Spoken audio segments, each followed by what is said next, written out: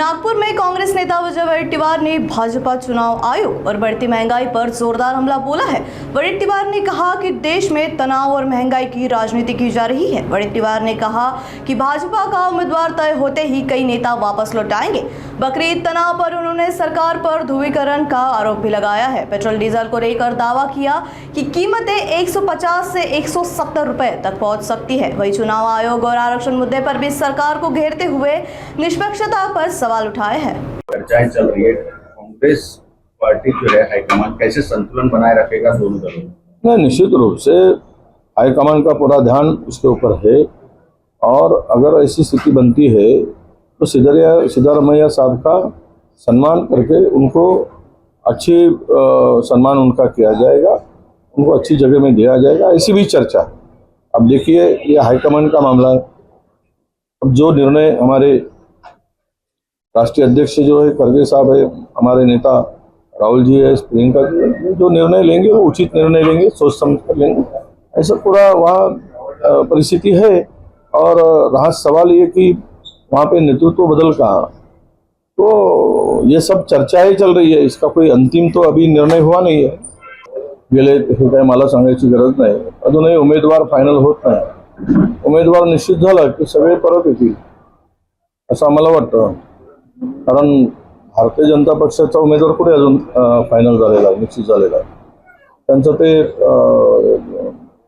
त्या आपसामध्ये त्यांच्या अजूनही वाटाघाटी झालेल्या दिसत नाही। त्यामुळे यावर शेवट आतापासून चर्चा करण्यापेक्षा उमेदवार निश्चितीनंतर आपण यावर चर्चा करू।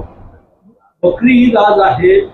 कल्याणमध्ये दुर्गाडी परिसरात तणाव आहे। इकडे मुस्लिम बांधव नमाज अदा करायला गेले, तर तिथे दोन्ही शिवसेनेचे कार्यकर्ते दोन्ही कार्यकर्ते त्या परिसरात म्हणजे तणाव निर्माण होतो। म्हणजे आता हा देश म्हणजे हे जे काही वातावरण ध्रुवीकरण धार्मिक खेळ हे आता यांचा धंदाच झालेला आहे तो। हा म्हणजे या सरकारचा मला वाटतं की यांनी जाहीरनाम्यातच टाकायला पाहिजे, कशाला संविधानाची भाषा करायची। म्हणजे ज्या पद्धतीनं म्हणजे दोन धर्मामध्ये तेढ निर्माण करण्याचं काम सातत्यानं सुरू आहे।